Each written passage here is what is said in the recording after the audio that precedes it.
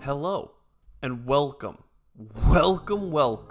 to the Viceroy. If you're looking for a game that's going to test your cerebellum, this is it. This is an insanely cool game where you are tasked as overseeing a sector of the universe, in the lore that has fallen on hard times, and they're sending somebody from the capital to this very distant backwater for you to implement policies and technologies and whatnot to bring that society and group up and out of squalor.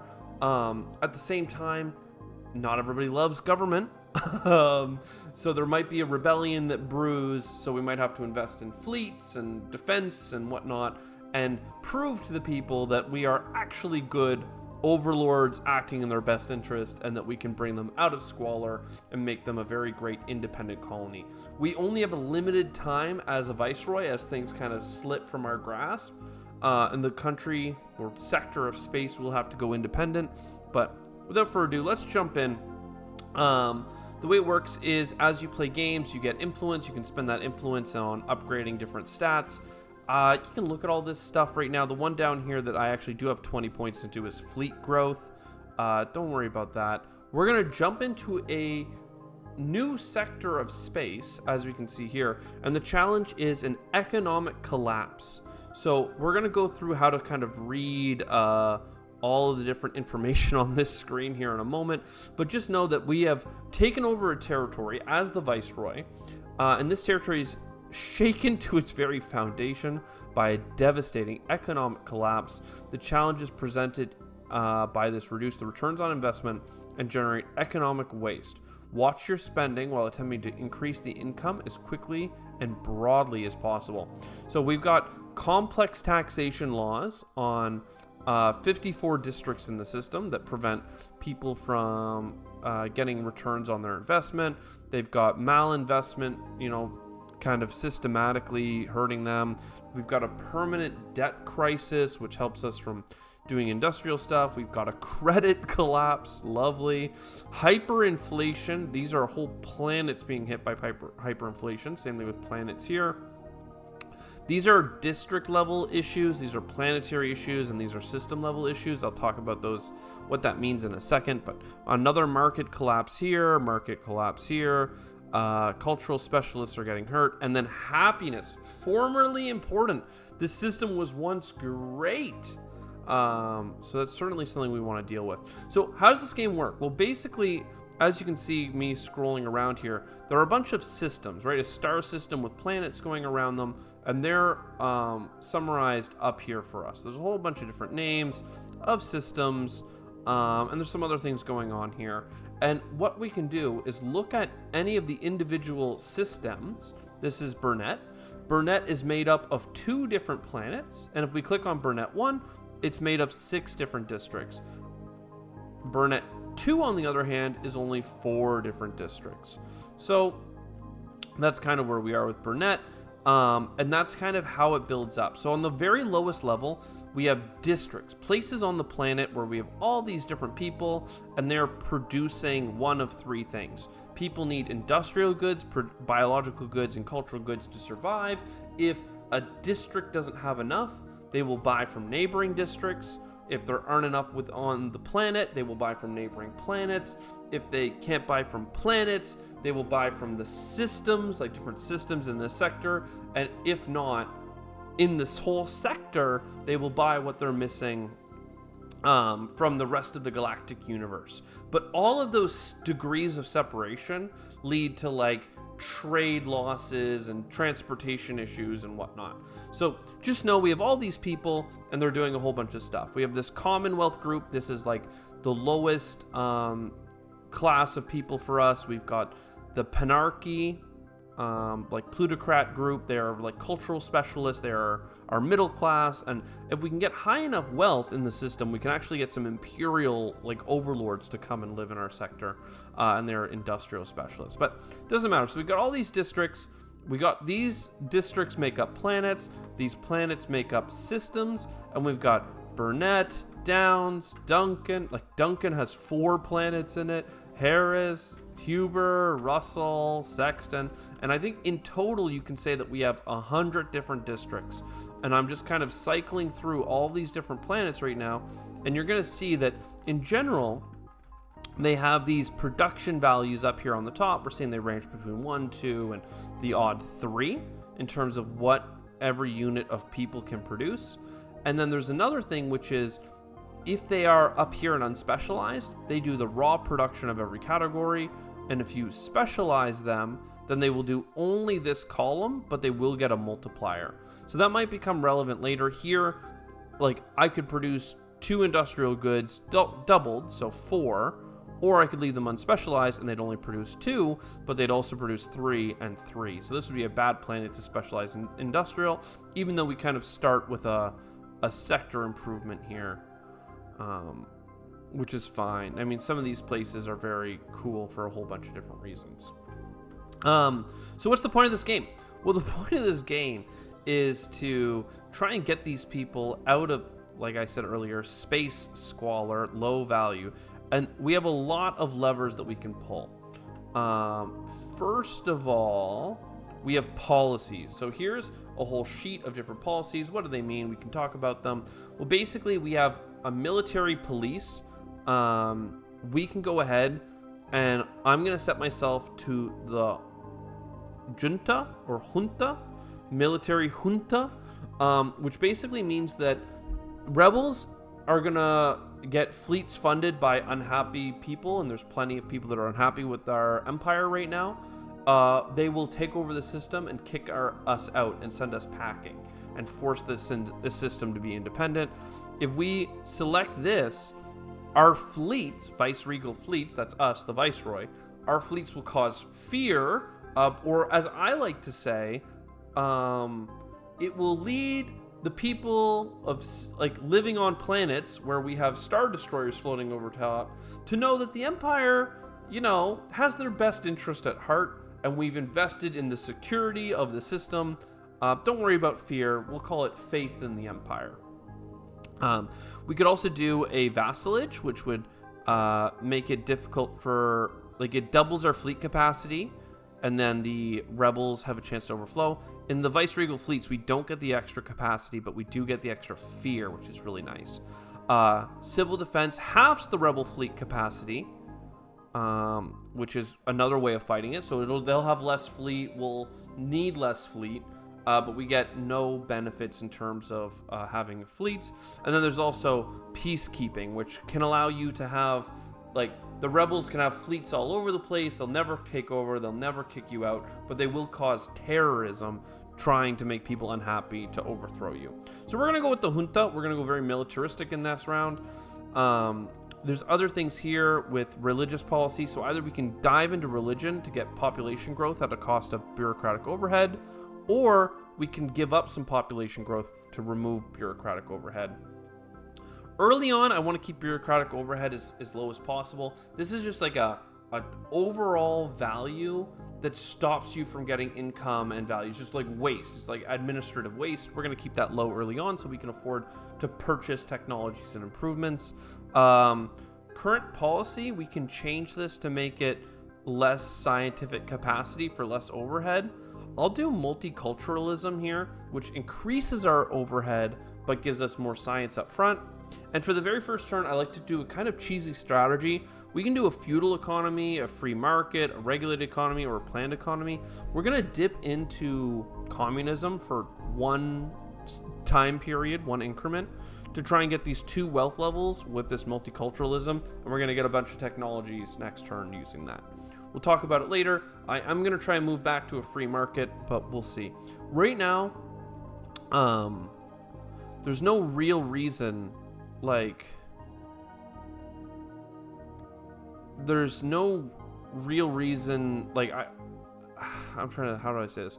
At the end of the game, the more wealth and, like, value on your people, the better. Wealth levels will lead to more science and influence and upgrade points, we'll call it. You did a really good job if everyone's more wealthy. This is good early on to try and get some research popping, and at the end of the game, in the middle of the game, we can go ahead and do like a feudal economy. Doesn't really matter. Up here we have a whole bunch of things. We have a tax rate starting at 15%. I'm gonna up that to like 25. I'm gonna keep capital transfers low. These are two financial instruments. Tax rate obviously is the money you receive. Very good. And capital transfers is your leftover money at the end of each turn gets sent back to all the different districts as a little economic kickback to help them fund. It's like, you know, if you increase really high taxation, you'll tax your high income areas more, and then you can redistribute that wealth to all the other districts. Or you could keep low taxes and low capital transfers, and individual places in the solar system are going to get lots of money and investment, and they're going to be great, and places that are poor and squalor might just stay that way. So something to consider. All of this other stuff is estimated income before cost, then there's a bureaucratic overhead, then our fleet spending. If we're on Junta, we're going to start at like 50% of our income going into fleets. Don't worry about it. We will dial this back once we have things under control. But early on, the rebels might be a problem. We need to suppress this region so that we can help them. Don't worry about it. We're the good guys here. Estimated fleet spending, you know, so many $1 billion, rebel control, upkeep costs, what have you. Estimated income after cost, 12 billion. That's not very much. And then capital invested last turn, 110 million. So like nothing. Total population. So we have 157 souls, 160 billion souls. There's a whole bunch of stuff going on here. One number that's very helpful here, see these total exports? You can see we're exporting a lot of,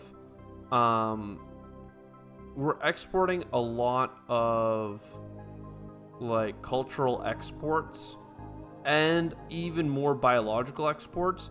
That means that this system is pretty rich in those two things. We're not exporting a lot of industrial things. So there might be a shortage of industrial things for people to consume in this area. So we might want to look to up our industrial production, or potentially just double down on these things and keep exporting them to the rest of the stuff. All these other things, let's not worry about them. Influence is like the end game mechanic, the upgrade score. It's what we're trying to maximize on these runs. But it's just like, keep people happy, give them immortality, you know, the basic things. So let's hit continue, confirm. Next up, we need to talk about probably technologies. So in here, we have all of this stuff here, which is like 3 basically tech trees associated with 3 different groups: the Empire, the Panarchy, and the Commonwealth. Down here, we have some starting pieces because we are playing like an Empire run, not a big deal. And there's all kinds of technologies in here, like frictionless highways. It will 100% reduce the cost of trading between districts. So if you've got a planet that has like a bunch of cultural production here and a bunch of biological production here, they can trade at 0 cost, and you can make a very efficient society. We're not there yet. That's like a mid to late game consideration. This might help if you have a very rich place that's buying lots of stuff. But really importantly, what I wanted to look at is these places with this yellow underline, these different technologies. All of these things do a ton of things. Holy damn, look at all of this. These things here are technologies that will help us destroy the challenges that our people are facing. So complex taxation gives right to competence. Malinvestment can be fought with predictive supply chain. Permanent debt can be tackled with sentient capital. This can be self-aware economy to get rid of the credit collapse. Hyperinflation by computerized markets. Market collapse by economic overseer. Some of the things are over here as well. So Lord Industrial here can help us take out some other things. Doesn't really matter. This formerly important is a little bit nasty. So it is definitely something that we would like to get rid of. So maybe we'll start with these things. So colonial office allows us to get base productivity of one of the 3 elements, so cultural.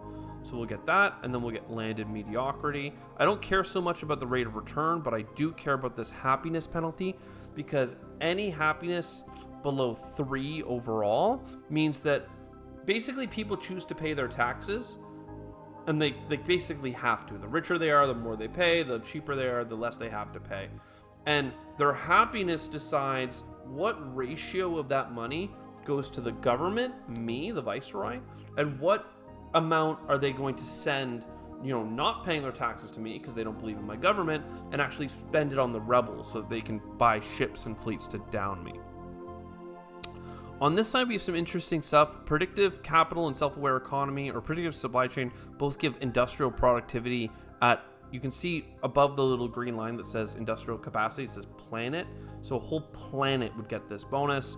And up here, it's a whole system. So we have a little bit of technology coming in. We'll go ahead and buy this. Again, I don't really care so much about the rate of return pieces, but generally being able to get rid of some of these things will be nice. So we'll go ahead and grab all this. That's actually enough technology for me right now that I don't even, usually what I do is I go into policy and I do planned economy and do multicultural or relativism to get a bunch of technology points. We just unlocked a ton of things for us to do. We don't have nearly enough money. Let's go ahead and do wealth level and and then multiculturalism. Maybe we leave intercultural. We're gonna lose wealth level. I don't know why not to do monoculturalism. Here's the thing. We just unlocked a bunch of technologies. The theme of this game is actually that all these technologies exist in the Imperial core. It's just that it takes a lot of knowledge and understanding to actually be able to implement and run and operate these technologies so far away from the core. So our people have enough technology to do all this stuff, but if they are if we implement all these technologies and their understanding of knowledge goes down, they'll have what's called the weight of ignorance, which is that they don't even understand how the world around them works. They have not been educated in it, and they're too poor to care about how these optimized technologies are working. It's a bad thing at the end of the game when you do leave them independent. So I don't mind if they have some ignorance while I'm in office, but by the time I leave, I'll try and have them all set up. So all of that said, we have a bunch of money, $34 billion, okay? We want to spend it in a way to help our people. If we just hover over these here, we can see their population, their wealth, their influence, and then their support for us versus the rebels. And, it's basically 1/3 support for us, 2/3 for the rebels. And one of the places to simplify this game for us is we want to focus on Huber. Huber is the most populous system. It has 4 planets, and it's a great place to start with all of these potential upgrades that we could give it. Okay, so if we look at some of these, there's so many data sets. Again, this is all about cerebellum, man. It's all deep in your mind. Basically, this system of planets has a generalized productivity of 1.5 and a lot of problems with specialists except for biological, which again is already something that we're good at, so unlikely to be something that we want to get more of. This sector does not need that at all. If we go into Huber 1, and again we're kind of looking at the economy here, we can see that it's doing quite well, and I'm going to tap down into Huber 2, generally well. The big biological planet seems to be Huber 3, and then 1.75, 1.25, okay, but huge multipliers here potentially with the solar moderator and the green belt. So if we dived into all the individual districts, productivity of 1, 2, 1. So if we were needing food in this region, I would consider putting population down here, and they would we had no production last turn. That's what this 0 is telling us. They all did unspecialized production. These people would then produce 6 units of value basically, as opposed to 1, 2, and 1, which is 4. But if we look at domestically or foreign, they are importing a bunch of industry and cultural goods from abroad. It's still on this planet though, so maybe for the sake of argument, let's take this system, and I think there's a way of, I thought there was a way of grabbing all of them at once. Click an empty citizen slot to assign all. Oh, okay, so if I just did this, they all go there. So this one district is now experts in biological production. If I had technologies in here to help with that even more, it might be worth doing. Okay, next up, inter-system trade. Don't really care about that. Industrial productivity on the entire planet is worth talking about. Maybe we look at Huber 1 and Huber 4 actually has industrialist specialist capabilities here. So none of them have natural productivity except for you. So you're at 3 productivity. So like there might be value in chasing a multiplier here in the future, right? So what do we want? I don't care about fighting this. I do care about that happiness piece. So are we more concerned about doing economic investments on this planet, or are we more concerned about doing happiness investments on those formerly important places? Let's I think it would be a domestic thing this here. So to combat this would cost us $21 billion of my 34 billion. Pretty wild. So it might be worth doing here, just because the population in this system is 150, or system population is 26.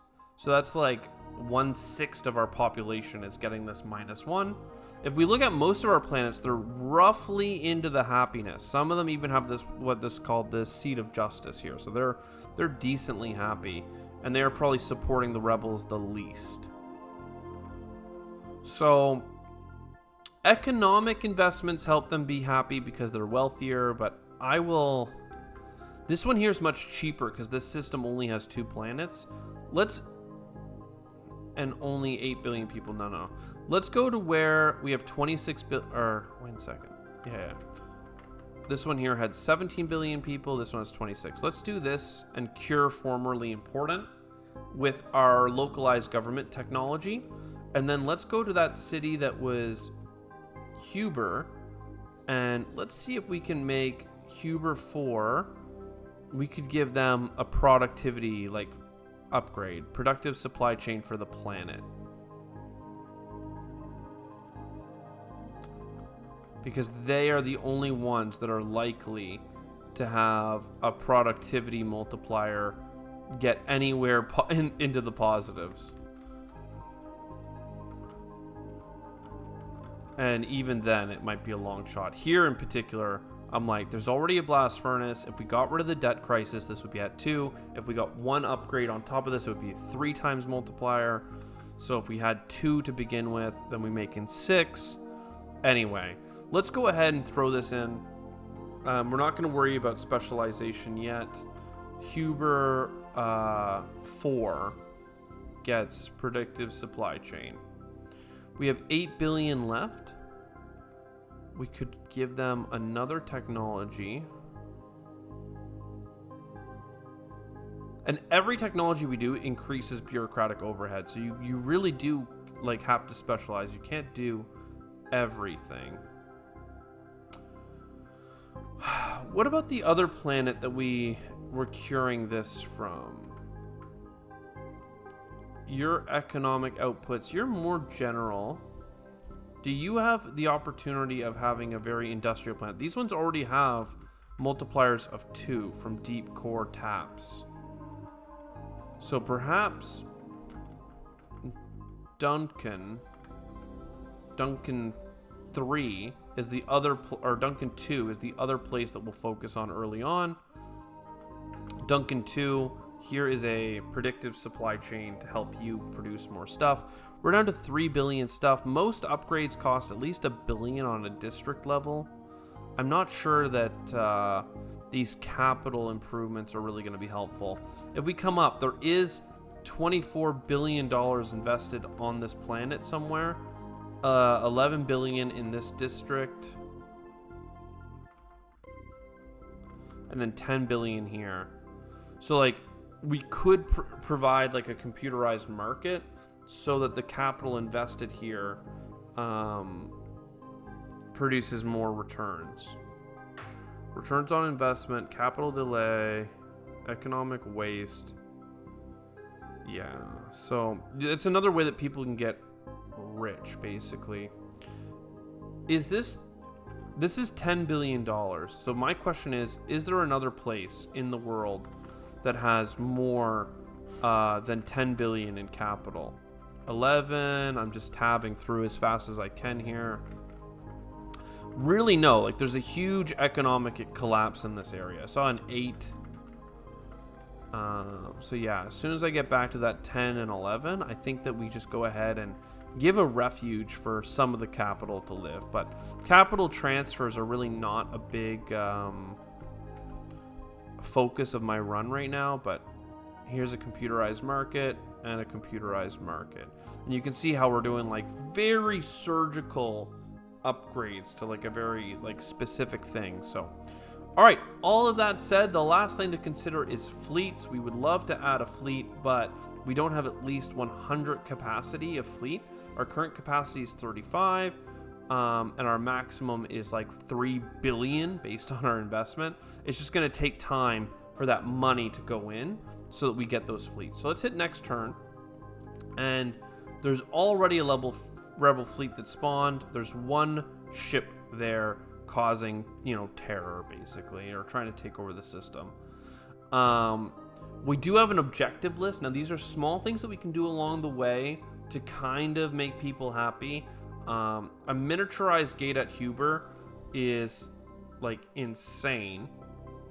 It would cost $26 billion and reduce all inter-system costs. Our inter-system cost is only, like, 2 billion. Like, our inter-district is 12. And interplanet. So intersystem isn't so large right now, so I'm not too worried about that. The other thing that they are asking for is a colonial office on Sexton 2, District 6. It's very specific. Sexton 2, District 6. A colonial office. This is a really good investment in general. It's just base productivity. So they're at productivity 1 and they're going to go to productivity 2. It's going to double the cultural production.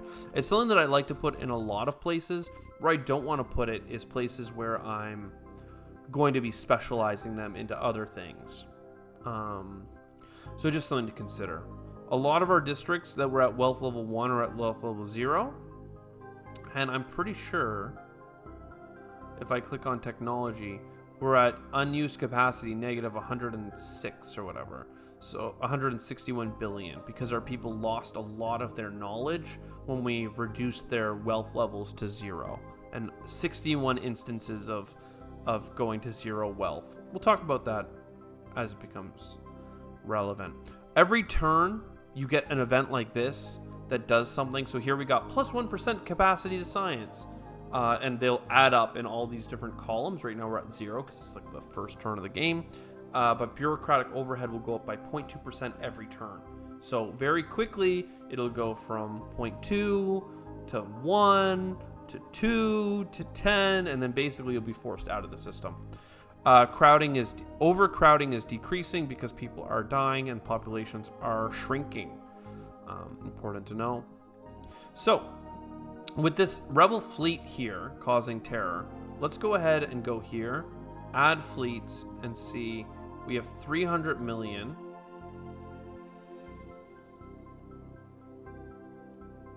Wait a second. No. Okay, available capacities here. So we could build 3 ships.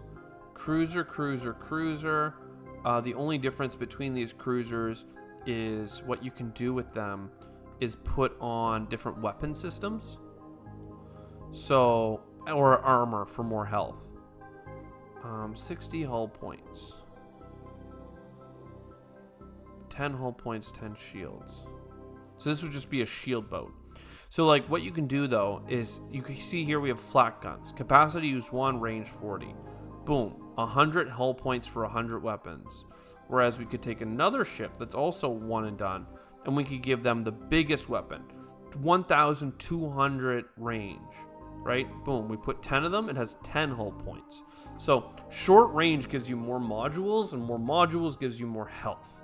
So what I like to do is make a common like ship, and I actually would love to do like this one here, where we have 25, 25, and 50. We take something like the big weapon. The big weapon's a little bit overkill. So is there a better... You can get 7 of these, 6 of those, 5 of those, 5 of those. You may as well get the big weapon at that point. And then there's one of them that takes 5, so you put the 5 in there. And then just in the, you know, in the effort of giving yourself as much health as possible, right, you could just give yourself 25 armor. Now, if I go here and give myself 25 units, I have the same amount of health, right? 35. 5 of those. 5 of those is 10, and then this is 25 more. So instead of going for the short-range gun, you just go for the armor. And now you've got 10 units of attack. Now, don't get me wrong. You could have 100 units of flak gun, which is a lot more DPS and a lot of health. But this gives us a nice balance of range. And what range is really helpful for is that when you do have a superior fleet, and I don't know, is there a way of copying this ship? When you do have a superior fleet, what you can do with that is absolutely just go to town on them from afar. So you don't let them close, because you put all of your ships together and they'll be scattered and you'll take them out. We'll see if it works as planned, but I have faith in this ship design. So we'll talk about that. So this is Fleet 1. It has all of this. It's as much capacity as we have. It's built. We're going to take Fleet 1. We're going to click on it. We're going to go up into here. And we're going to send it to Huber. And that's going to fight this ship here. We still have our $19 billion. So the next thing to consider is the major upgrades that we wanted. I think I wanted to go to that second planet and cure it from its formerly important problems, which is very good. I would like to go in general to Huber. This is the place that we've been upgrading at a high kind of level, economically speaking. We put in this productive supply chain here on Huber 4. We've specialized into agricultural production here. Do these ones have multipliers at all? This planet seems to have multipliers, mostly of 1. Do we have Eternal Bank Platform? Let's go have a look at our technology tree and see, where is that? All the way over here. Okay, so unlikely to be something that we address. I still think that we probably need more culture in this area. If we look at the Huber system at a high level, we're doing a lot of local production, and then we're importing a whole bunch of industrial products. And then we're also importing some cultural products, but not so many actually. It's mostly industrial. If we come in to Huber 1, we can see the shortfall. It's basically they need, you know, the same amount in all 3 categories, and they make up the difference here. So Huber 3 is apparently producing a lot of biological. Huber 3 is where we specialize some biological, so that's good to know. Industrial here, we need lots. This cultural area, we need a lot, it would seem. Billions here. Almost all of our Huber 1 cultural imports are happening on Huber 4 and especially Huber 3. So Huber 3, again, is the one that was specialized in one of these zones, was it not?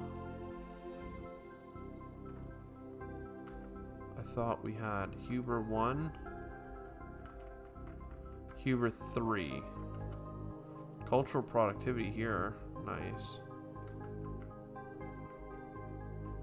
Oh, I thought we had specialized. This one here, though, biological 4, multiply for 8. This is an insanely good district for that.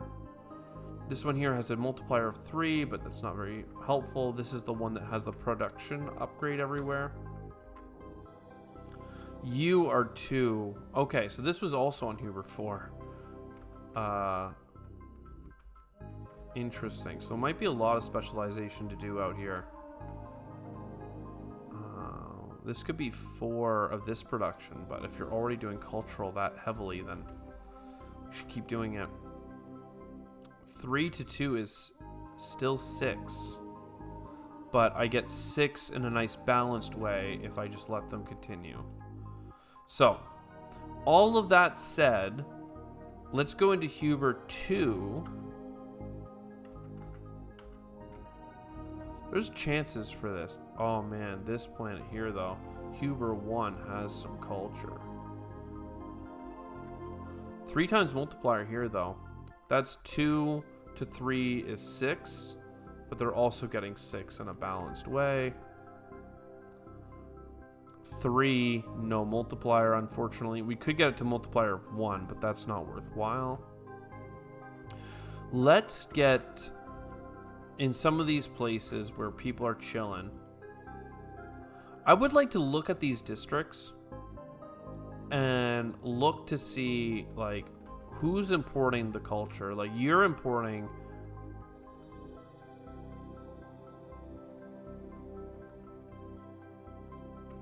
I think it's less about the culture, actually.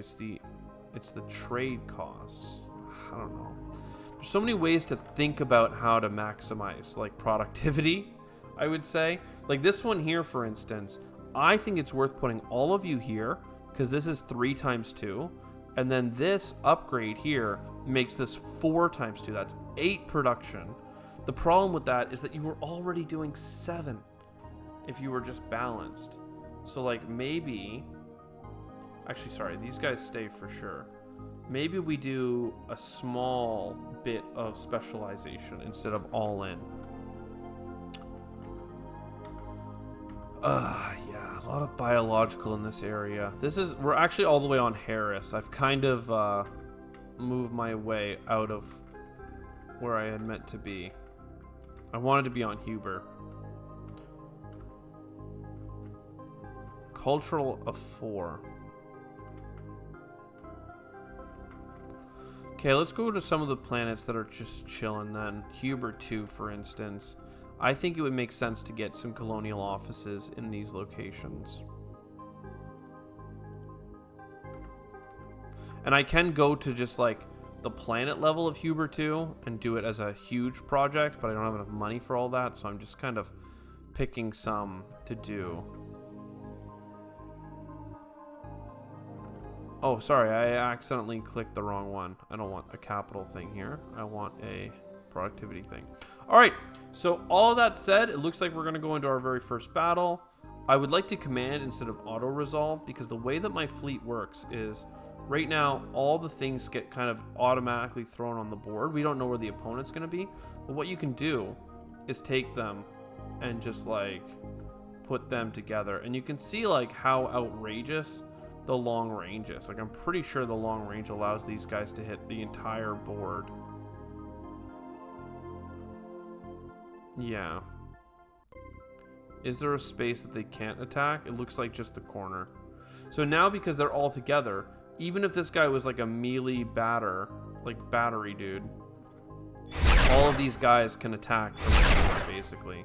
So here he comes. We're into range from him. As we do damage, it also turns off, like, his systems. And he basically, the way I see it is that this is like 10 weapons each, right? So instead of it being one ship with like 30 points of like short range attack, like let's say you did the like 3-point investment ones, you've got 3 ships with 30 points of attack. 15 can go on the entire board no matter where, and the other 15 can go like pretty much anywhere. It's just nice. It means that you're always like kind of winning. Now Rebel fleet comes over here on the next turn. How sad is that? We're gonna go and move our thing over here. Don't mind me. Boop. And then there's some other things to talk about too, is that like there are these like third-party groups that are trading with the system and can give you a whole bunch of stuff. Effectiveness of capital transfers. If we can go ahead and like, should they trust you sufficiently? Tasks completed. So like you get all these different tasks, like urban district, scientific system, industrial system. They want you to specialize planets in specific ways, and like, that's one of these groups. And there's the reliquary. Then there's these assholes, the joiners, the reliquary, everyone.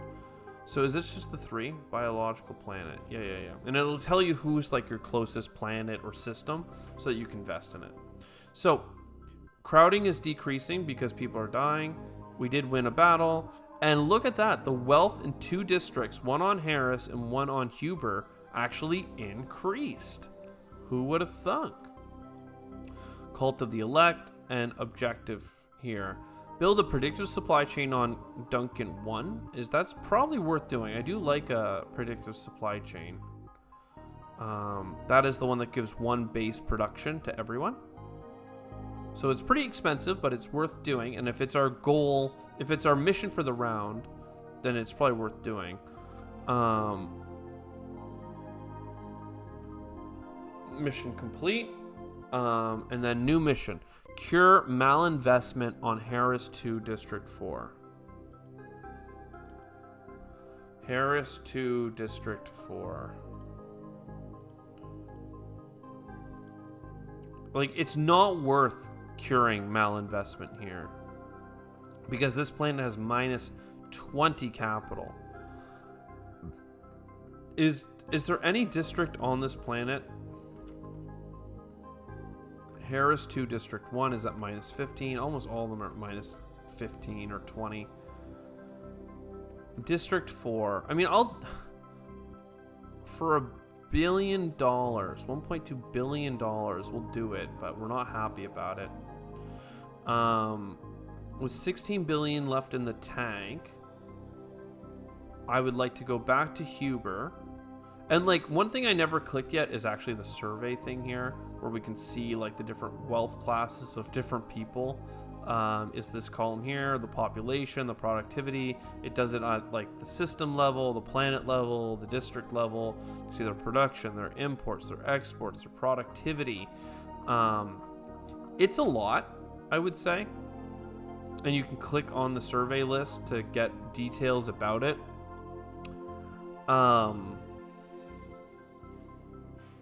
I think that you could, like, if you could sort this data in a way, it could be a lot more useful. But like, specifically, I might be looking to increase cultural production and thinking, okay, well, who is importing culture? Who's lacking it? And we're lacking 8 billion at Hubert. Downs is missing 10 billion. We go down to Duncan. They're missing 13 billion. Harris is like missing 10 billion. Like, it's not helping me so much, other than to say that Huber is missing 20 billion. So maybe we keep focusing on Huber, right? And again, if I go into here, I can do more, but it's just not parsable very quick. Like, I love to be able to click, show me the districts only, like filter to the district level, and then sort it by like worst or least worst of one of these 3 metrics, so I can see it very quickly. But yeah, let's look at Huber, and let's start with the different planets. 3 billion on 1, 3 billion on 2, 8 billion on 3, and 5 billion here. Okay, so on 3, who is importing the most, right? Of this 8 billion, there's like 2 billion here, 2 billion there, 2 billion here. It's kind of scattered. So let's go to Hubert 3.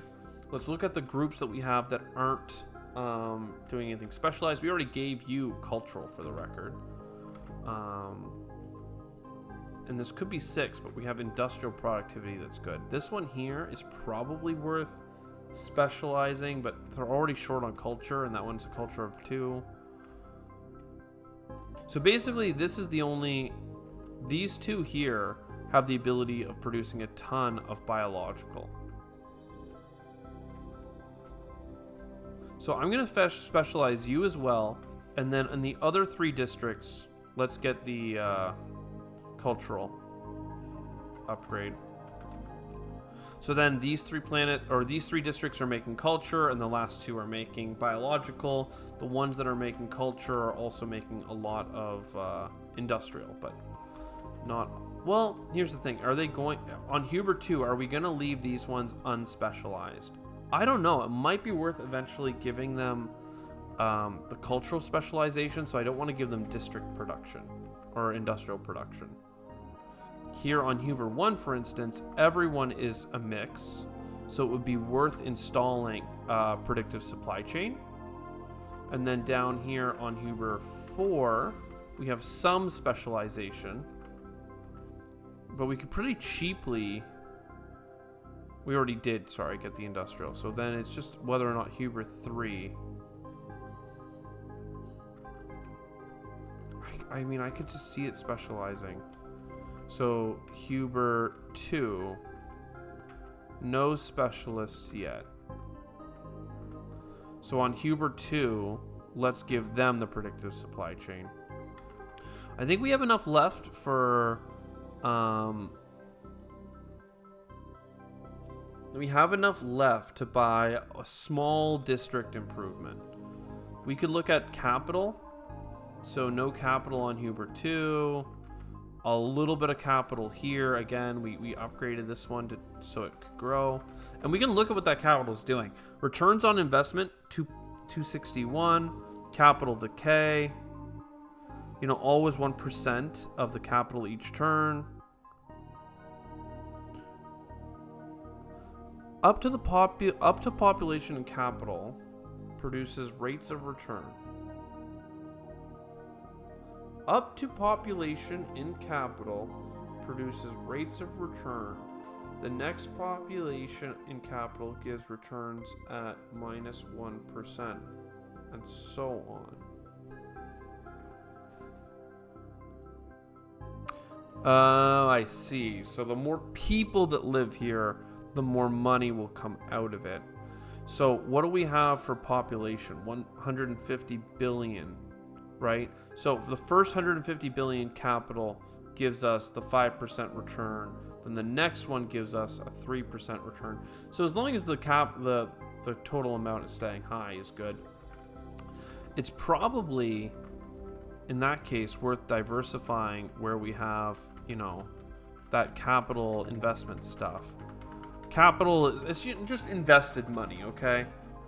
Let's not worry about it. So you have a ton of capital, and you are actually making back a ton of money. Capital decay is only 240 million. I don't know why the other one was so bad. Maybe it's just the 15% rate is so good. Returns on investment. Economic waste due to gross financial mismanagement. If rate of return is negative, yeah, okay. So some of the places have invested capital and they lost all of their capital. How sad. There is a landed mediocrity thing I have. So here our capital is working really well. Let's go ahead and give landed mediocrity. This place also has a happiness level of 1 because we cured their formerly important and gave them leisure activities. So that's pretty cool. They're a pretty low production planet, like low specialization and low base, but they have lots of productive capital in terms of investments. So cool.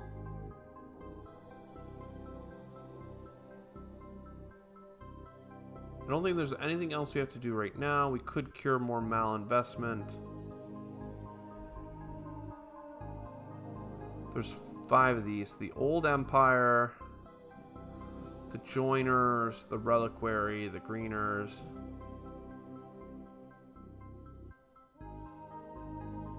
Oh, the Fountain of Aerodil gives you stuff if you do all 3 of these. Okay. Population growth, return on investment, biological infrastructure. Biological, urban, and scientific planet. Okay, all of that we're just like, it's so late game that I'm not going to worry about it. In terms of Duncan, let's go ahead and just organize our ships here. Throw them all in kind of the same place. Oh, the enemy spawned right on top of us. That's kind of nasty. It could hurt us a bit. Looks like we're going to get away with it, though.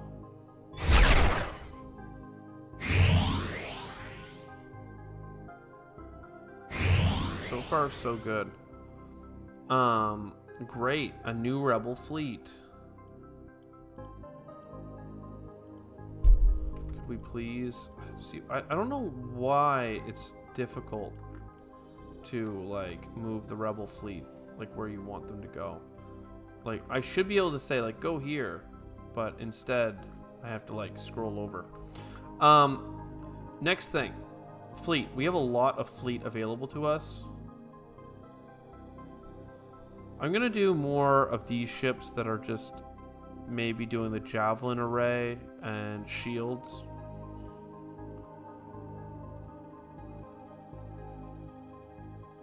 I don't know why having this much shield would be good.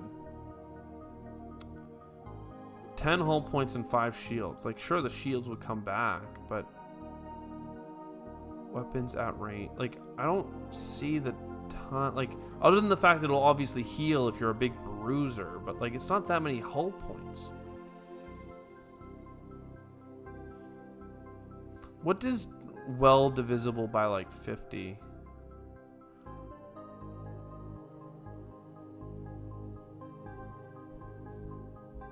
And, like, next question. Oh, yeah, this gives armor and capacity. So 50 units, like, that just seems like overkill. It's still only 10 weapons. I would rather do this here. And I think I'd rather go with the same unit twice and then armor.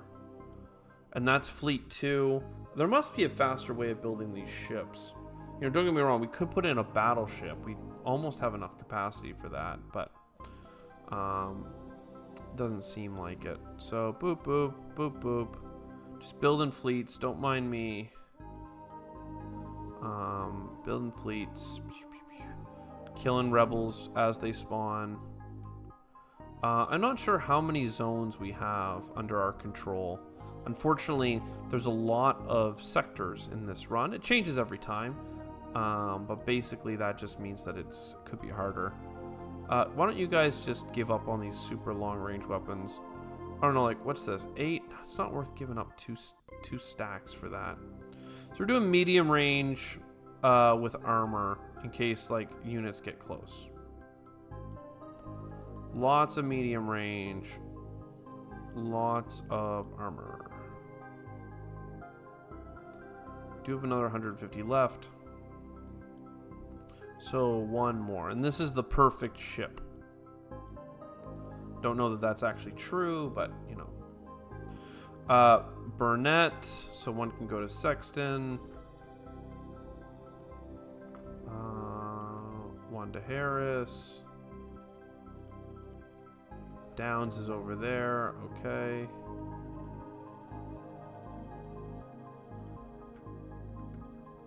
Bring us over to Downs. I mean, there must be a better way. Russell. Like, Harris. Okay, so I can click here. Lovely. How clunky is that, though? Because if you click on the space, you get all messed up. Oh, and then Burnett. Yeah, you can stay. So a lot of places are going to be happier because we have a person there. We can go to our policies as well. and set patrols. So Fleet 1 will move to wherever the rebellion attacks. And capital expenses and stuff are going up. Wealth is increasing. Where is it increasing? Duncan, Harris. Victory. Okay, people are losing. I mean, overcrowding is going down, but we're not improving overcrowding. People are dying. Industrial production goes up. Miniaturized gate at Huber. Again, though, Huber is mostly doing inter-district. It's not doing inter-planet or inter-sector. Self-aware economy at Harris. How do I accept that this is completed?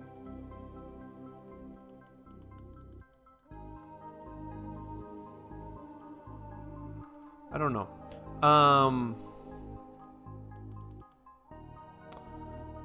Build self-aware economy at Harris. That seems like it's going to be very expensive.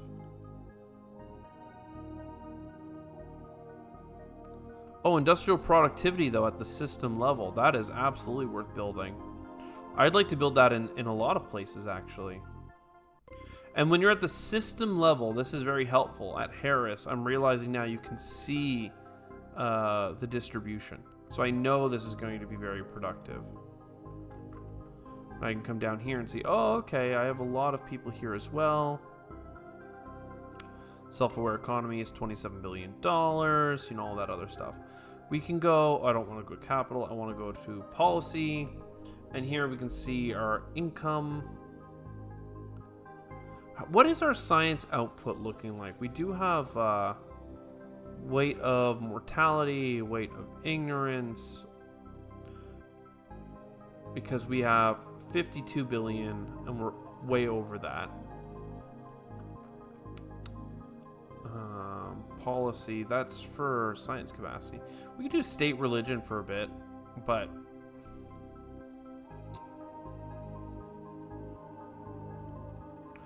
let's do a civil religion, maybe.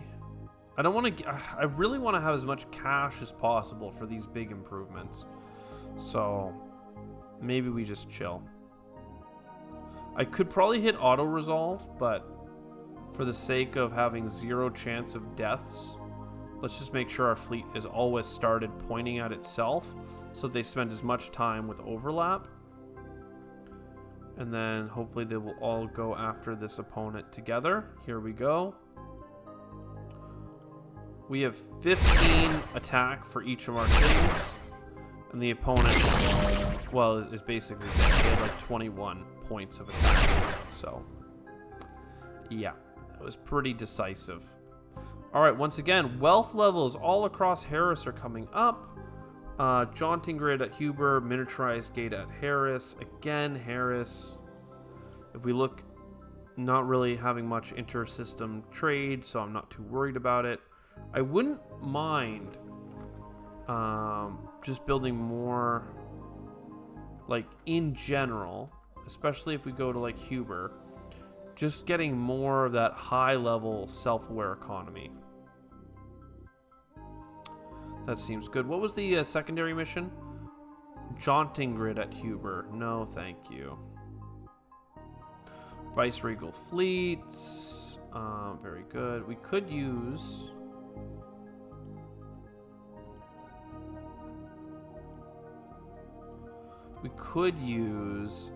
an extra fleet.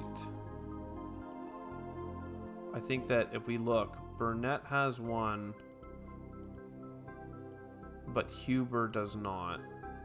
And because we're the junta, it's pretty important that we have a ship in every location.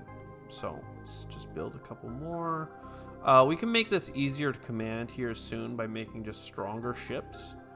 But for now, 7 to Huber.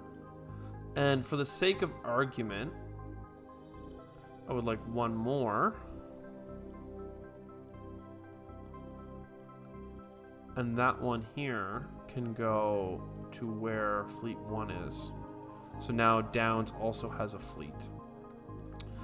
12 billion to hold on to capital is not so bad.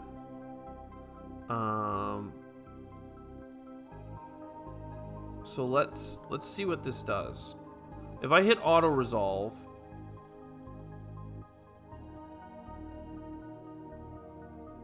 we still have all of our cruisers. Okay, perfect. And there's no rebel fleet for a turn. That's like pretty nice. We're only at 4 positive influence because of the rewards that we've done, but still. And more places are having their wealth levels increase. And if we go to technology, we're up to 60. Again, we have a policy right now that's like minus 50% instead of plus 50%. So that means it could go up to 120. You know, we're closing the gap by making people more productive and happy. Industrial capacity right here. Let's review. No, even with all these upgrades, this one could get to a level of 2, but 3, 3, 3, like, you gotta be generalists. In fact, I'll even just give you this generalist thing. 3, 1, 1. I wouldn't mind if we had a technology for productive people here. Let's go ahead and give them the predictive supply chain. Again, this one here at 4.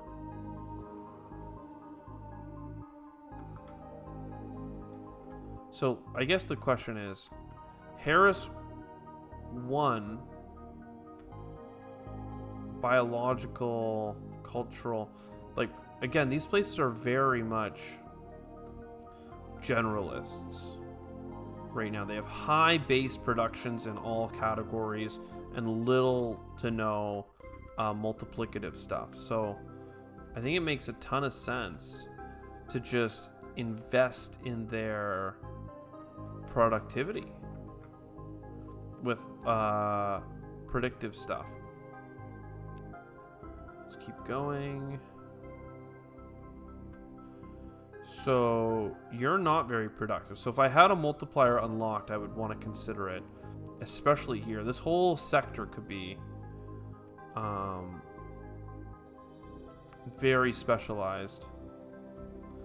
I'm not seeing any like high level multiplier stuff. Like, you have a multiplication of 2, but even this is like a base level of 3, so you wouldn't want to pull away from that. This could get to a base level of 3, but your a multiplicative level of 3 in several places, but just not enough. We could give the whole system production though, which is nice. And then we could give maybe a planet. No, we don't have enough to give a planet anything.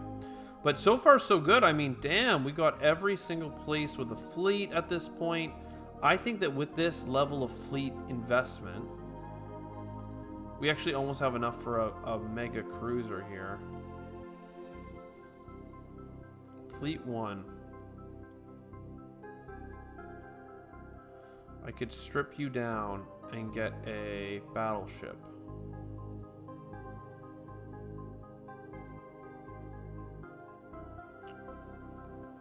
Yeah, okay.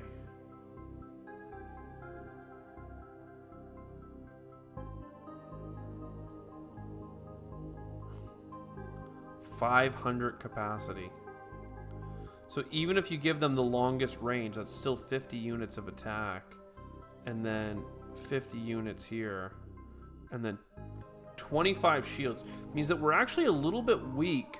But with shields this big, I don't know. Is it worth getting 25 shields or getting 350 hull points and 250 armor? Like, I think you do armor. Like, of course. Of course you do armor. And we could even get rid of this cruiser for now. But, I mean, there's no reason to. So this one here is 50 attack power, 50 attack power. That is literally, like, so good. I think they still only... Cruisers, battleships. So 1 fear for each. What does the policy say? Viceroy fleets. Okay, well. It's worth having bigger ships. Bigger Death Stars, I would say. Self-aware economy here. That's too expensive. We spent all our money. Just double checking here. We're good. There is a fleet. Number 1 did follow it. There's 3 cruisers in that fleet. Just so you know. We'll check our own fleet 1. We do have 500 more points. If I do this a couple times, I'm not going to worry too much about min-maxing, but I am going to put armor in that last slot, because generally playing the faction that we are, it auto selects like pretty long range weaponry. It's not always super efficient, but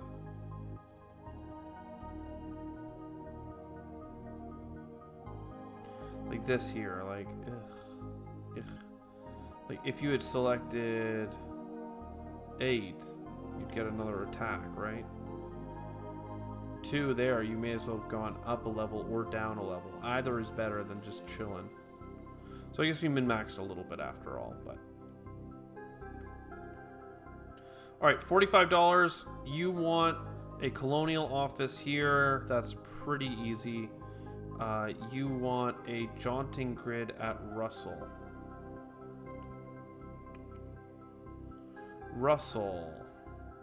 So a jaunting grid's interesting. It's more crowding limit. And I don't think that our population is actually growing to a point where crowding is an issue.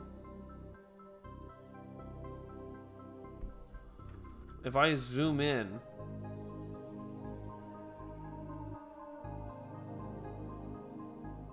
look at this. Look at this. Rebels are getting so much. We need happiness. We need some happiness stat. We're getting a lot of places come out of sadness.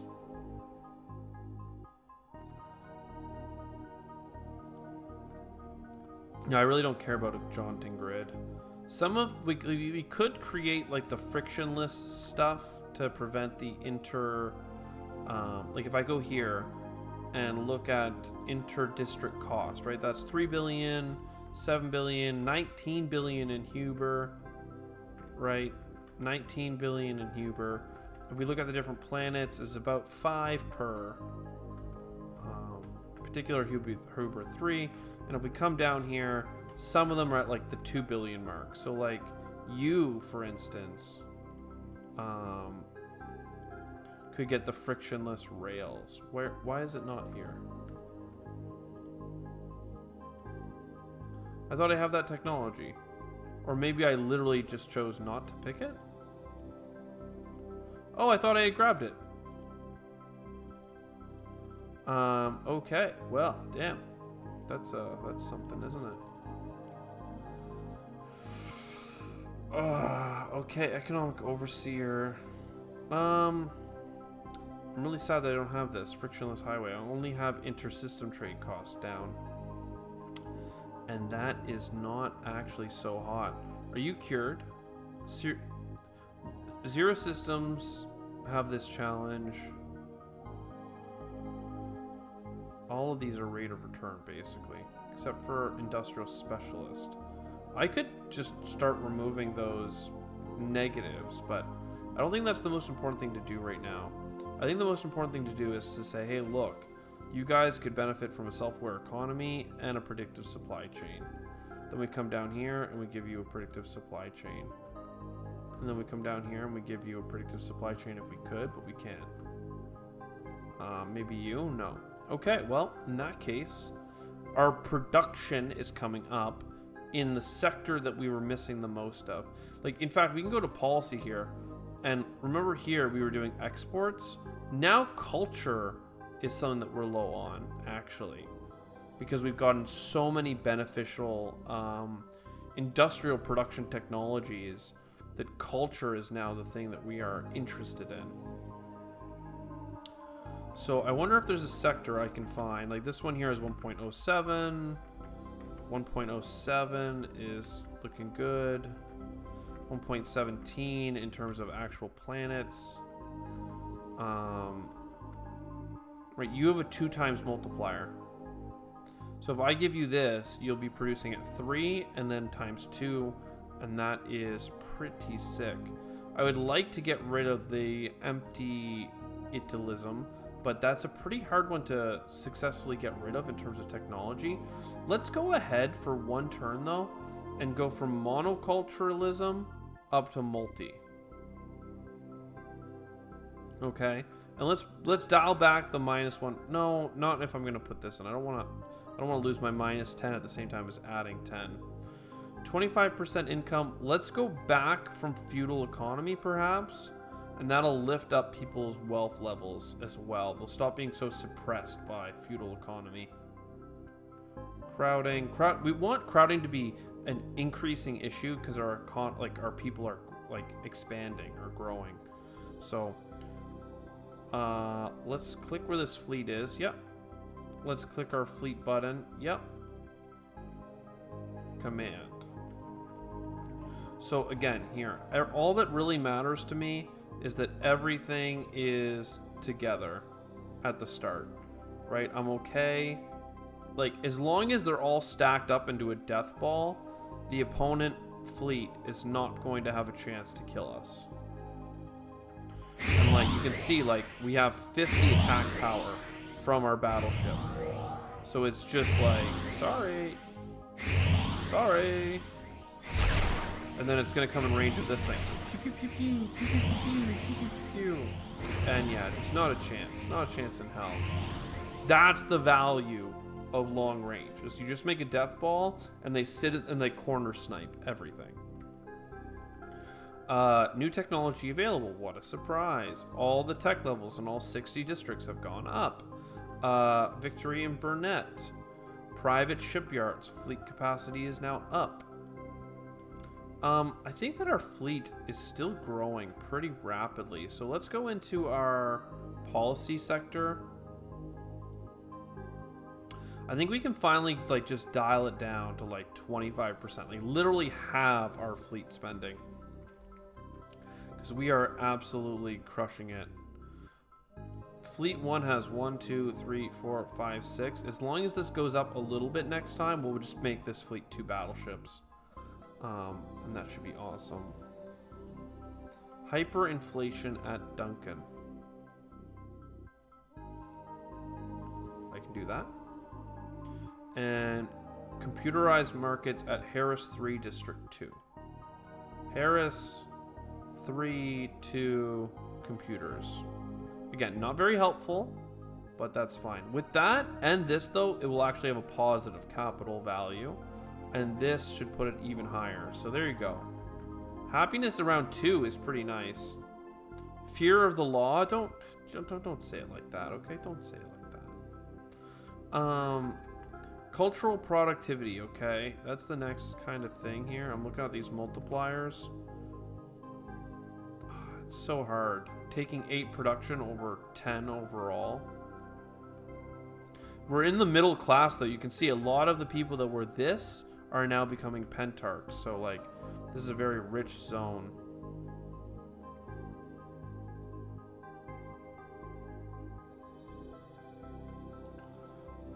You don't have any capital. Well, if you do, it's being killed every time.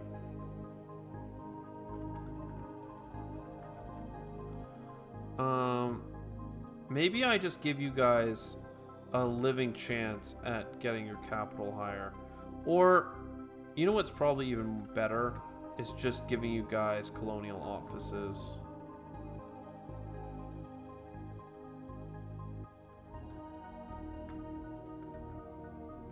I really think that a colonial office in most places would help quite a bit. You could be 8 production. You're already at 3 here, so go to 4.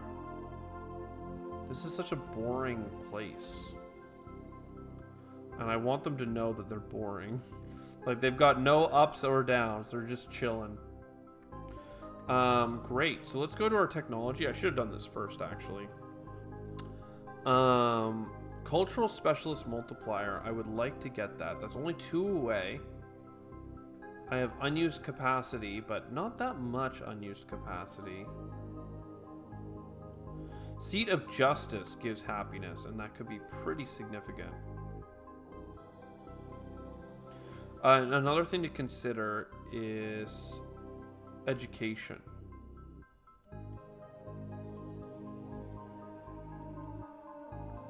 A science capacity here, for instance, that goes into population growth and mental unity.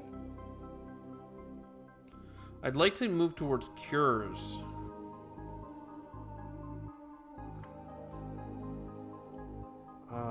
Is that really that good when I could be getting rid of economic overseer, market collapse, or moving towards right to competence and right to happiness as well along the way.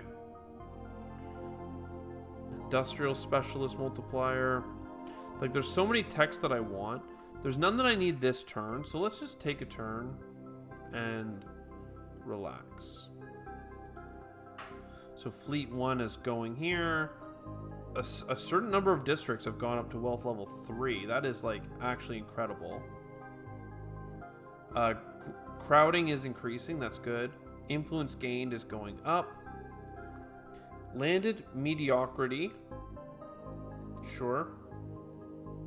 I may as well do this. Make your capital positive. And then cure malinvestment on Sexton 1 District 5. These are minor things, so it's not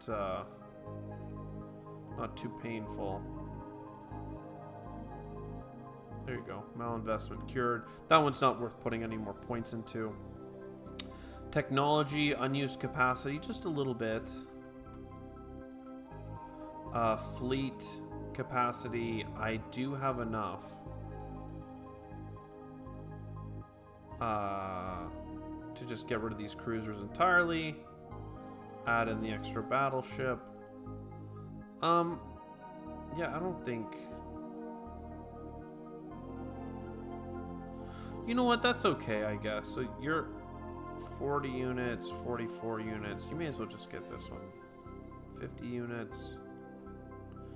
Beyonder, sure. 40 units. And then this is 200, 200, 200, 200. So you go armor and shields. And then javelins. So 40, 40. So you're 50, 50 with armor. And you're 40, 40. So I've lost 20% of my attack power. But gained recoverable shields. I like that. Actually, I think we're probably overdoing a lot of what we have. So there we go. Fleet 1 is now chilling. New technology available. These things are done. We still have a ton of credits. Oh, wealth decreases as well.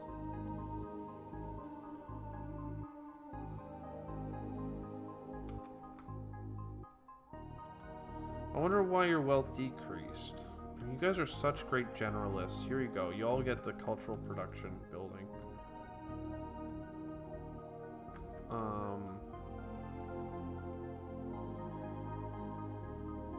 Yeah, I mean, I'm just gonna...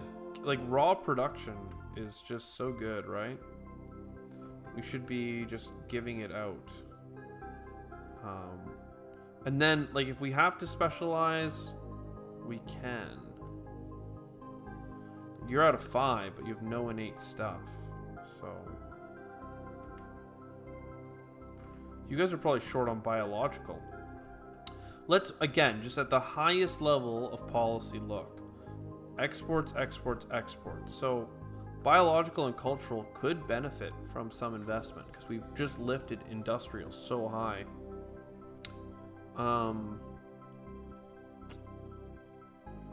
We could go into policy and reduce the amount of income that we're getting. We could do that by increasing, like, bureaucratic overhead for population growth. State religion.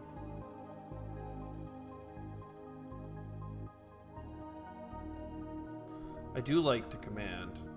It just, I know that the AI can kind of mess it up. So by doing this, you just see the insane, like, pew, pew, pew, pew, pew. Big shielded ships doing what they gotta do. Rebels going bye-bye. Bang, bang, bang. Bang, bang, bang. Victory. Love it.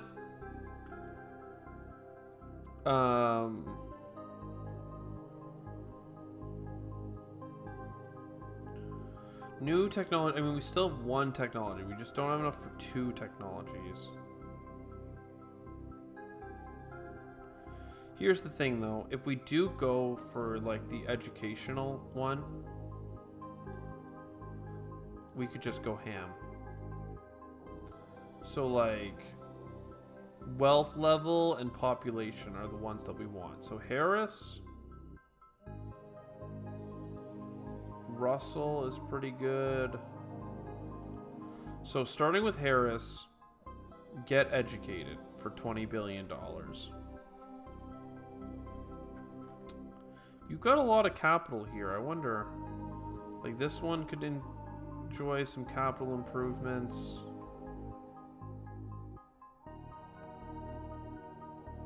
There you go for some capital improvements. Like, if we have the opportunity to make the capital positive, it's probably worth talking about. Let's talk about the economy. This area is mostly generalists.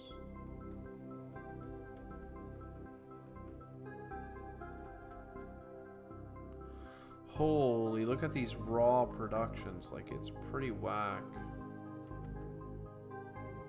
Still.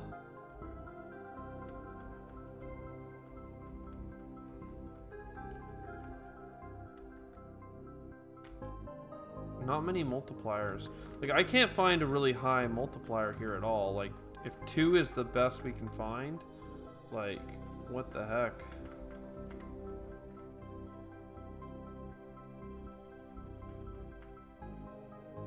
These places are sick, because at least it's a triple multiplier.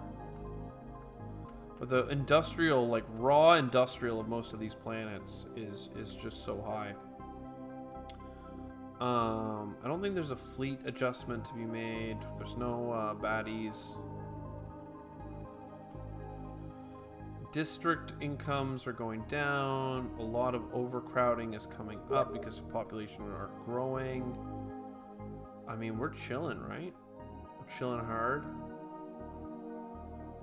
Colonial office. Cure Bennett to credit collapse. I mean, we're chilling. Barnett to credit collapse. Gotta love that. Economy, no specialists here, so if we can improve production, we should. And productivity is low here, so we should give them more productivity. Again, unfortunately, right now we're just increasing these industrial goods, but there's a lot more balance now than it was before. Weight of misery would be lovely to get rid of. And another thing that we have to talk about too is the weight of mortality. So we have the ability to make people immortal, which will modestly help with their growth. It's pretty expensive. But it will really make people a lot happier. So, I mean, if we just like look at a system like Burnett, for instance, and we say domestic, like their happiness over here is not impacted by this, right? -1 mortality and presence of death. So that is here. People don't expect to be immortal, but if you give it to them, that's when you can start getting influence and like getting the endgame story. You basically have to make people immortal. Like, you have to give them the keys to the kingdom at one point, and that will help with their population growth.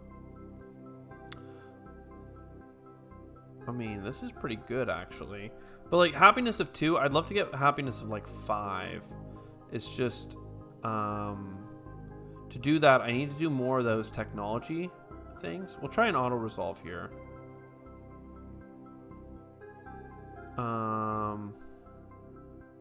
Okay, we didn't lose anything. And a lot of people are growing in value, economic value. New technology is available. Costs 80. We have enough. I think I wanted to go for the like this specialist one. So we'll get this bank.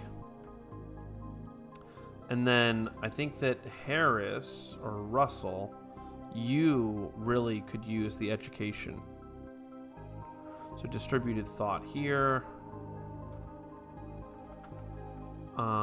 Next up is probably Huber. It's a massive place, so I'm not sure if we can give distributed thought to all of it. But we might be able to give distributed thought to one or the other. If we come here,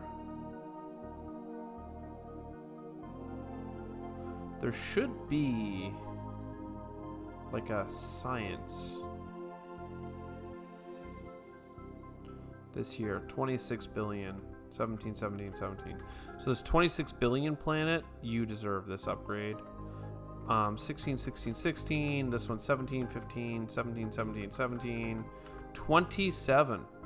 You get this. I don't know who you are in Duncan 1, but that's pretty cool. See, we already hit a lot of the good ones just by targeting the high development ones. So that's most of our money. Number 1 here. 3 cruisers should be fine. Our fleet is really big and getting bigger. We do have a new technology. That is the bank platform. I would like... I mean, I would actually really like, more than anything, to just do this whole science thing for another turn. So science on anything that's like 15 or higher is roughly like pretty good value, I would say. The 10s and 12s, 17, 18, I don't have enough money. And that's kind of our focus right now. We're just going to do a bunch of science. We did win. We lost no ships. Moving on. Domestic.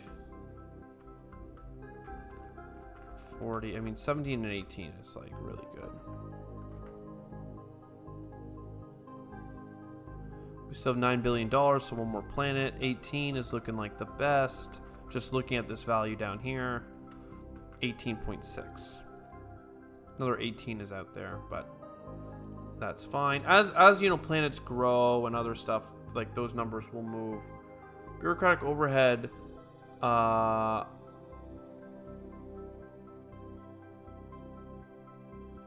71%.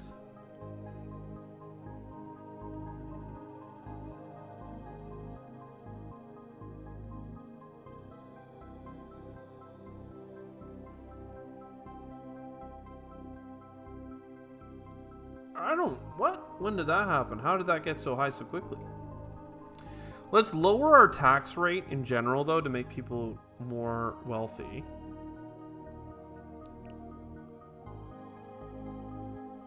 %70 overhead. Okay. I mean, state religion is adding too much, I would say. So let's get rid of that. Keep enjoying the junta government. Still, where are we in terms of technology? We're almost at the next one. We must be close. Like, I would like to start curing people of their illnesses, but maybe one more set of... First, inter-system trade costs. Like, no, there's like very little, man. And even our like inter-district trade costs came down as like things got better and better and better. We were like a luxurious economy. So here 9 billion, here 6 billion. We're just kind of rounding out the planets that don't have it yet. Science capacity of like 2 and 5. Yeah. Not. Oh, sorry. These are. I was looking at the wrong level. 16, 13. Yeah, we mostly have them built out. We'll just do the 16er here. And then, yeah, let's maybe start to focus on resolving other things. Wealth is increasing. Crowding is going down. We're not getting any warnings anymore. New technology is available. Economic overseer, is that what we want? And they're both rates of return items. I wonder if it's worth just getting like seed of justice, right? And like just putting up happiness.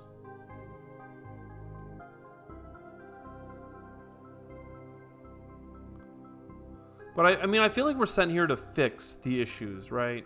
No, man, I want happiness. And I don't think I can get to this one very quickly.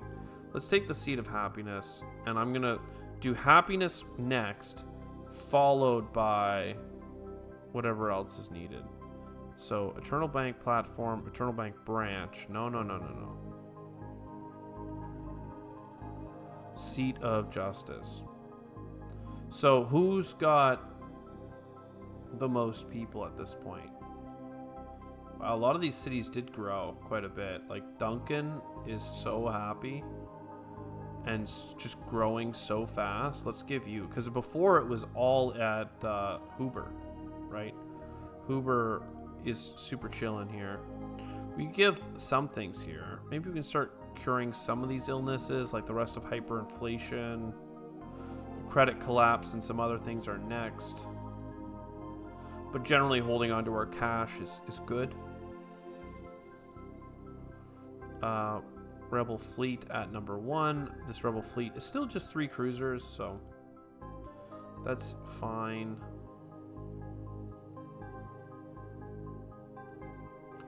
One more big old battleship. You know what I should do? I should just give the battleships out like candy at this point. And that will provide extra happiness to other locations. It'll be slow going, but where is Fleet 2? Oh, it does need a cruiser, though. So it's very expensive. I don't even get a discount on it. So armor, and then just, yeah. 50,000. Who deserves it next? I mean, if Huber is such a big place still, here it is. It's very expensive, but a seat of justice for you. Can anybody else afford it? You can. Perfect. Battle pending. Auto resolve. We win without any losses. We got more people becoming wealthy. We have millions and billions of dollars. Eternal Branch here. Sure. And I'll even give you the first immortality. Just to start rolling that out slowly. The other one is Mediocrity Hubert 4 District 2. Hubert 4 District 2. Landed Mediocrity and Cure Malinvestment and this and Eternal Bank and this. Why not? Who's the happiest planet, actually? Who's got the most? Like, these Vice Regal supports are still kind of mixed.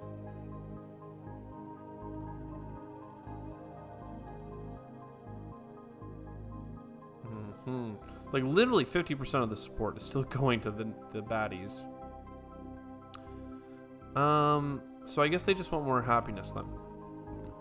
If we can find another place to build a seat of justice like this one, we will. Don't mind me and my big battleship cruisers floating over your heads. I'm actually lowering taxes, okay? It's only 1% per turn, but it is happening. We could up capital transfers as well to give our remaining money away, but I don't want to do that. Eternal Bank Branch here. Your happiness is at 4. Happiness is at 3.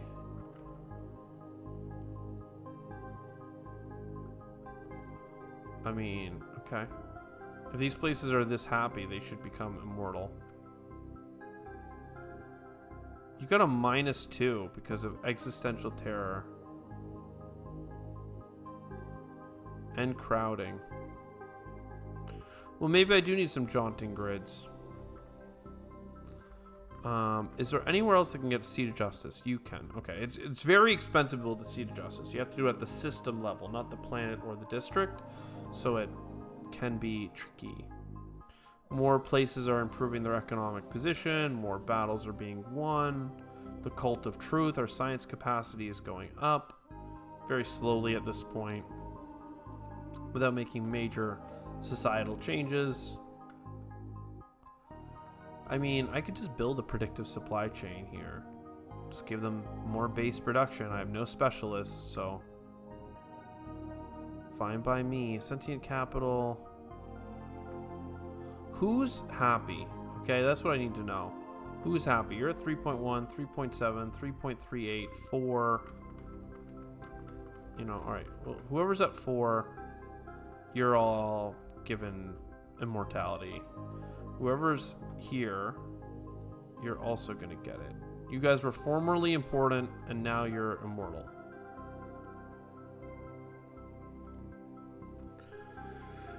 Rebel fleet, only 2 cruisers, so their funding is going down. Our fleet is, like, overbuilt, I would say at this point. So we can go into our policy and return this down.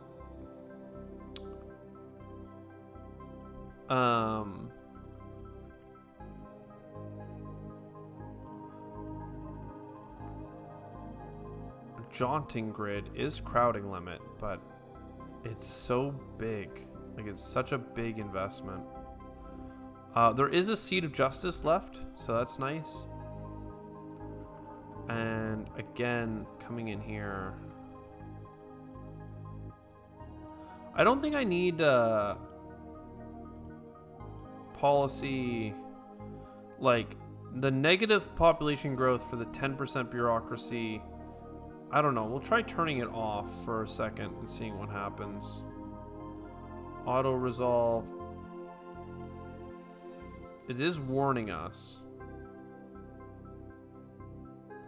I think it's too expensive not to do it. Beyonder retreat.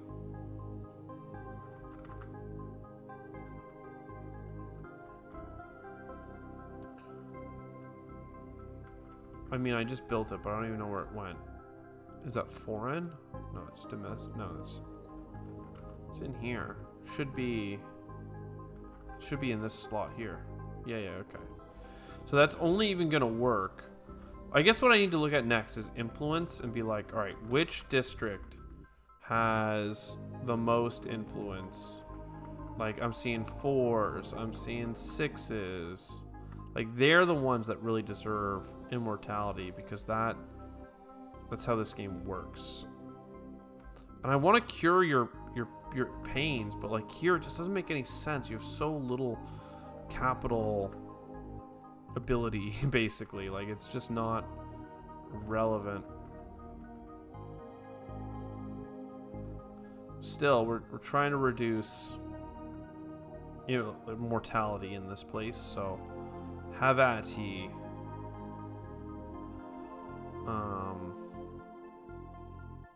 Crowding's going up, wealth is going up. As wealth goes up, growth rates go up too. Malinvestment here. I wish I could do that for the second objective. Landed mediocrity, downs 3-2. Downs 3-2. Landed. Enjoy.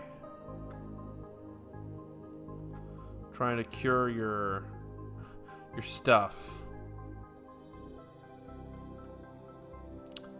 Alrighty. And again, our amount of money to play with has gone down very significantly.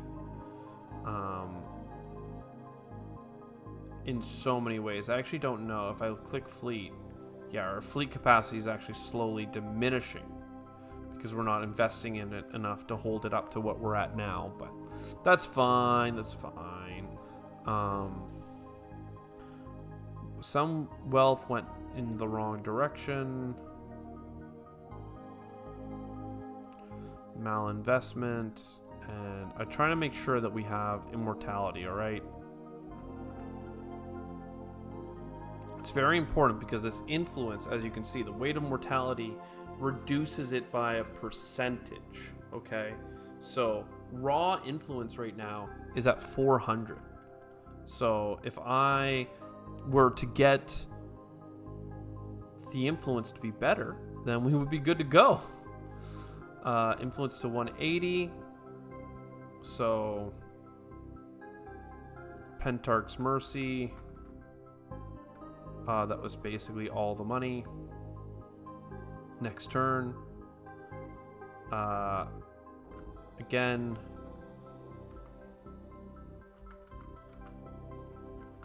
Just trying to get these built. They are some expensive, but it's working. It's working. Battle pending. Auto resolve. Next up. You here. This whole planet. The next planet I can get started on.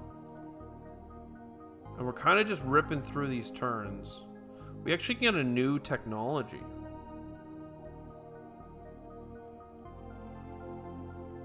I mean, I would love to get rid of your problems.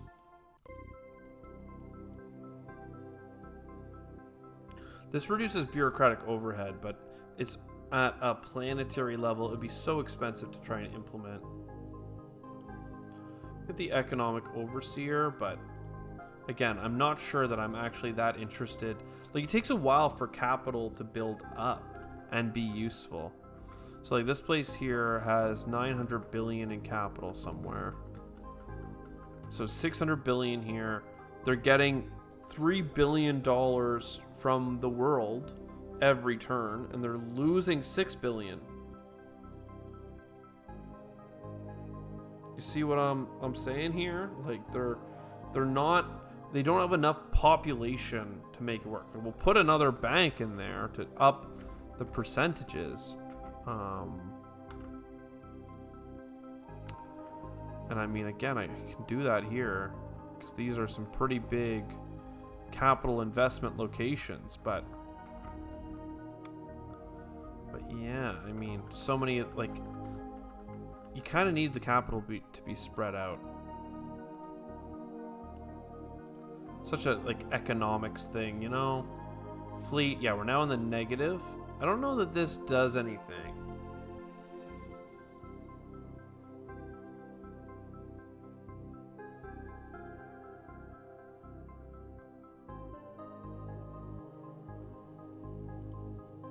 I don't see, like, oh, I can't make changes until it's fixed.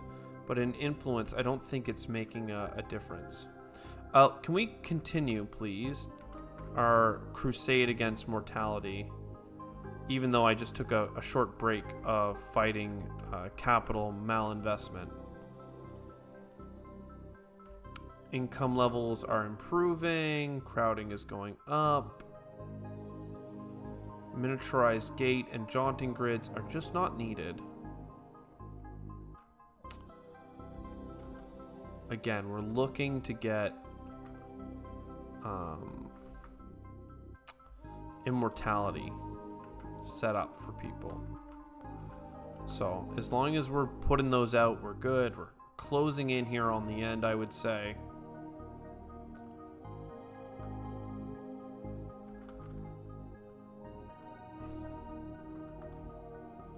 Okay, let's look again. It's always the last in the list, so it's usually the easiest thing to find.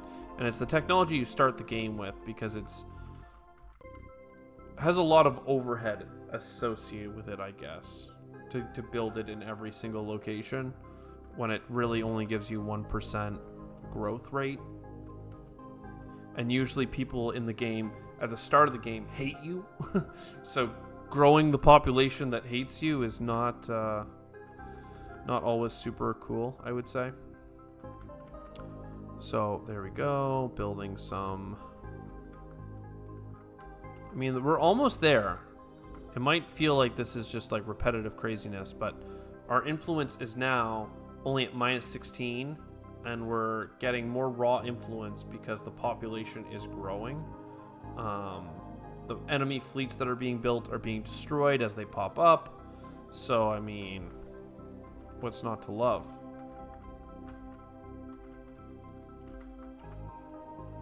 I really want to solve the negatives. It doesn't really matter that they have those negatives in a lot of places, but I want to solve it.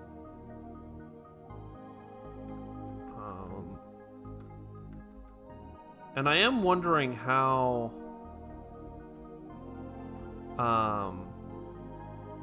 this policy thing looks now.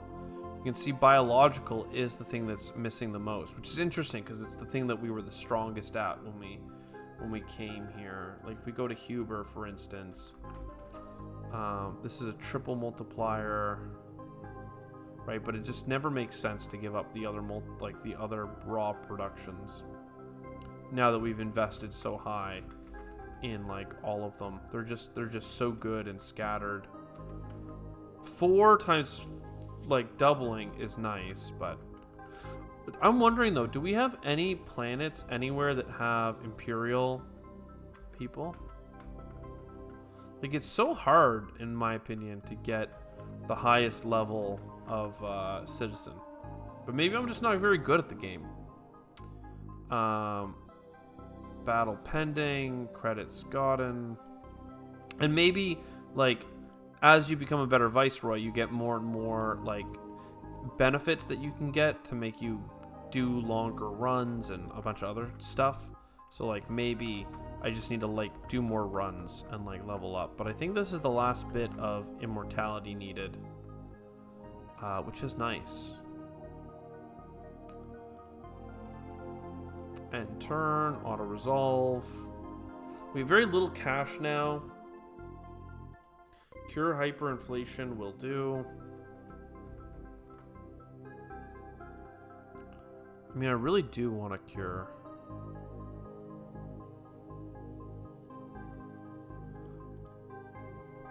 This stuff. Wealth going up, going down.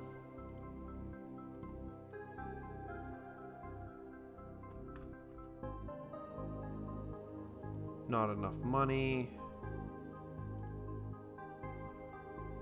A new technology is available. And last time I got this one. Place of the Arts. Palace of the Arts. Influence gain. I already have a lot of influence gain structures I can build, so I'm not too worried about that.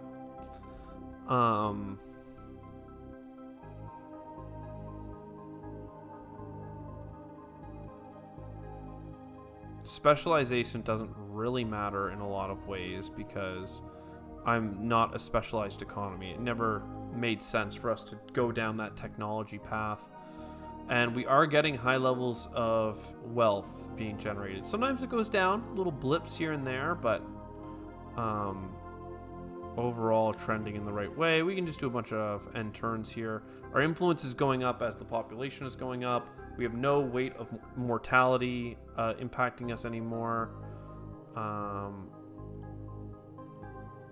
don't think anything can happen that's going to go wrong at this point, but just trying to like, if we go to technology, for instance, this is still impacting 5 systems. This is impacting 4 systems, right? This is 0. This is 10 planets, 6 planets, 9 planets, 43 districts, 33 districts, 53 districts. Like, there's just no way to cure it all. But I wanted to, you know? I wanted to. But I think that this is basically as far as we can get it. Let's just auto-resolve until we get to a point where everything's chilling. We got up to 500-something influence. We go back to the capital. We go to the palace. And if we do this, ding, ding, ding, you can see we get all of this influence. And we'll get a bunch of new points towards, like, I think every 100 influence gives us new skill points or something like that.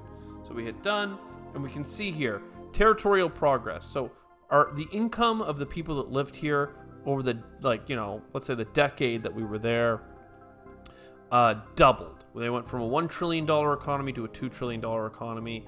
Their population went from 157 to 200 or 200 something, so maybe like a 40% increase. They had 4 technologies at the start of the game. They had 16 by the end. That was like a tripling of the buildings that they had. They had a number of challenges. Some of these are at the system level and some of them are at the district level. So the fact that we deleted 32 challenges is really low, but like we did do some big, like the 2 first ones we did were system-wide happiness penalties from formerly important, right? So that impacted like, you know, let's say 6 planets, right? Each of which had an average of 5 districts per planet. So that might have been like 30 things that were impacted by that. No ships lost, 51 rebels destroyed. We did get 1 neighbor level up and 1 artifact level. I didn't even realize that. And then 18 objectives. And there you go. And then you get back. We have 4 more points here. They can be a very low amount of bureaucratic overhead, but we could take those points and like reduce rebel income, which is what I had here, just to prevent the rebels. But like, I don't really feel like reducing rebel income was that impactful for us because we can make decent ships and just get way ahead of the problem very quickly. Maybe I could have dialed back the fleet funding, but the fleet actually gave us benefits to happiness without causing bureaucratic overhead. So like it's a pretty good like meta thing to do actually. So if that's what we're doing, maybe we just reduce the amount that the rebels are getting. We can increase the amount of districts to make the game even harder to manage, right? Literally doubling the size of the sectors that are given to us. We can reduce the upkeep of the buildings that we build, which I think is a pretty interesting way of scaling your economy. We can also just go for like scientific output, like 1 or 2% could be a big deal over the course of the game. I did just a marginal industrial philosopher harvesting thing just to make the economy just a little bit more jump started, but like it could be really interesting to do like a 100% returns on investment and then like trying to just make like a crazy like free economic sector. So anyway, I hope you enjoyed a little let's try of the Viceroy. Very cool kind of run game. I mean, it took like 2 hours for us, and then we know what's going on. You can meticulously take like 10 hours to play a single run, I'm sure. Or you can just kind of throw out what kind of seems right in different places and get like marginal scores. Like, it's fine, but again, like I said, the cerebellum, the brain is what you're flexing in this one. So I hope you enjoyed it. I'll see you next time. Ciao for now.